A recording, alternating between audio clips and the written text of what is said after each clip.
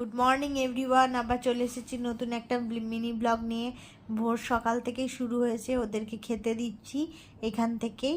আজকে হয়েছিল ঝিঙের খোসা বাটা আর হচ্ছে মাছের ঝাল। তো আর কিছুই করা হয়নি কারণ আমার শরীরটা ভালো ছিল না। ওদেরকে টিফিনে দিয়েছিলাম রুটি আর আলু কুমড়ো ভাজা, এই দিলাম। তারপর আমি আবার মেয়েকে, বাবার সাথে চলে গিয়েছিল, আবার মেয়েকে আনতে চলে গিয়েছিলাম। মেয়েকে নিয়ে এসে আবার ওরা সন্ধ্যাবেলার বাবা আসার পর হচ্ছে চা চানাচুর এইসব খাচ্ছিল এবং পড়ে এসছে। তারপর আবার গান করাতে এসছেন স্যার, গান করছে। ওর আজকে প্রচণ্ড চাপ থাকে।